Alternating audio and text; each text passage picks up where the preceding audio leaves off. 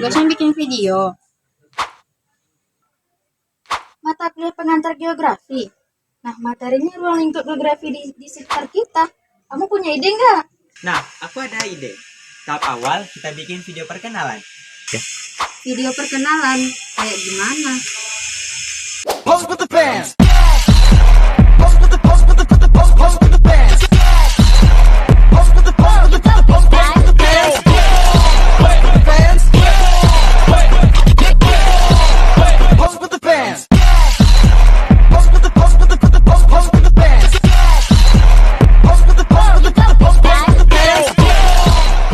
Untuk tahap selanjutnya, di video penjelasannya bagian Rahma aja. Aku Geografi merupakan ilmu yang mengkaji antara manusia dan lingkungan, serta bagaimana keduanya saling mempengaruhi satu sama lain. Sebagai disiplin yang luas, geografi tidak hanya berfokus pada aspek fisik bumi saja, tetapi juga melibatkan elemen-elemen sosial, budaya, dan ekonomi. Dengan demikian, ruang lingkup geografi mencakup berbagai fenomena dan proses yang terjadi di permukaan bumi. Yang penting untuk dipahami dalam konteks perkembangan masyarakat dan lingkungan dibagi menjadi dua. Yang pertama, konsep dasar geografi, dan yang kedua, prinsip geografi. Nah, konsep dasar geografi ini dibagi menjadi 10, antara lain konsep lokasi, konsep jarak, konsep keterjangkauan, konsep pola, konsep morfologi, konsep aglomerasi, konsep nilai kegunaan, konsep interaksi, konsep diferensiasi era, dan yang terakhir konsep keterkaitan keruangan. Nah, sedangkan prinsip geografi memiliki 4 prinsip, antara lain yang pertama, prinsip persebaran. Prinsip persebaran yaitu prinsip yang menjelaskan penyebaran objek geografis. Yang kedua, prinsip interrelasi. Prinsip interrelasi sebagai penekanan hubungan timbal balik antara fenomena geografis. Yang ketiga, prinsip deskripsi.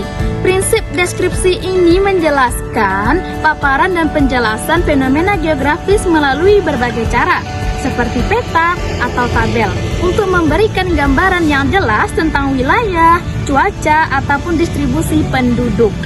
Sedangkan yang terakhir, yang keempat, yaitu prinsip kronologi. Prinsip kronologi yaitu penekanan penggabungan aspek persebaran interrelasi dan deskripsi untuk pemahaman lebih mendalam. terus kamu bagian apa, Rel? Aku bagian poin timbal baliknya aja.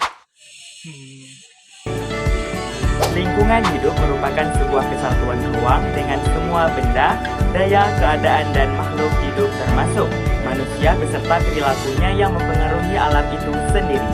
Alam atau lingkungan hidup merupakan suatu hal yang absolut dalam kehidupan manusia. Manusia sangat bergantung dengan lingkungan dan bahkan tidak bisa hidup tanpanya. Sebab dalam lingkungan inilah telah disediakan berbagai manfaat yang dibutuhkan manusia untuk keberlangsungan hidupnya. Hubungan timbal balik manusia dengan alam sangat ditentukan oleh kemampuan manusia dan alam sesuai karakternya masing-masing. Keduanya memerlukan hubungan timbal balik secara berkelanjutan. Melalui pengolahan lingkungan hidup secara bijaksana, selain dapat menyelamatkan dan melestarikan lingkungan hidup, juga dapat menjamin kebutuhan dan kemakmuran umat manusia itu sendiri. Oleh karenanya, disadari atau tidak, keseimbangan dalam lingkungan kehidupan manusia dan lingkungan alam dapat terganggu karena ulah manusia itu sendiri. Hal tersebut berjalan dengan pendapat Dewi 2023 yang menyatakan bahwa aktivitas manusia adalah penyumbang terbesar dari kerusakan lingkungan itu sendiri. Contoh yang pertama, penggunaan sumber daya alam. Manusia di Rokan Hulu memanfaatkan hutan untuk pertanian, pengumpulan hasil hutan, dan juga pembangunan. Perusakan lingkungan. Kegiatan yang tidak berkelanjutan seperti pembukaan lahan secara besar-besaran tanpa memperhatikan dampak ekologisnya dapat menyebabkan kerusakan lingkungan seperti hilangnya habitat satwa dan degradasi tanah. Contoh yang kedua, penyediaan sumber daya.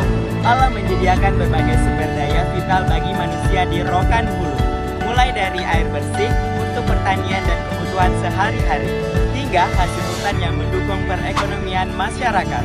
Potensi perwisata, keindahan alam Rokan Hulu seperti Danau Cipogas yang menjadi lokasi kegiatan dan wisata, menunjukkan bagaimana alam dapat menjadi daya tarik balik yang menghasilkan pendapatan dan aktivitas sosial bagi masyarakat. Iklim dan lingkungan. Kondisi lingkungan alam seperti hutan yang sehat dan kualitas air yang baik memengaruhi kesehatan dan kesejahteraan masyarakat. Contoh interaksi timbal balik.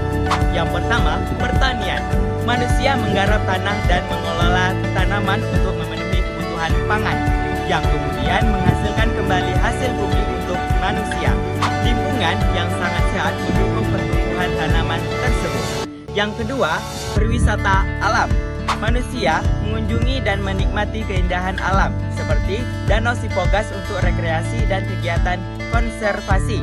Sebaliknya, pendapatan dari perwisata ini dapat digunakan untuk membiayai upaya pelestarian alam di sekitar kawasan tersebut. Yang ketiga, pelestarian lingkungan. Manusia berpartisipasi dalam kegiatan untuk menjaga dan merawat lingkungan, seperti program penghijauan atau menjaga kebersihan sungai.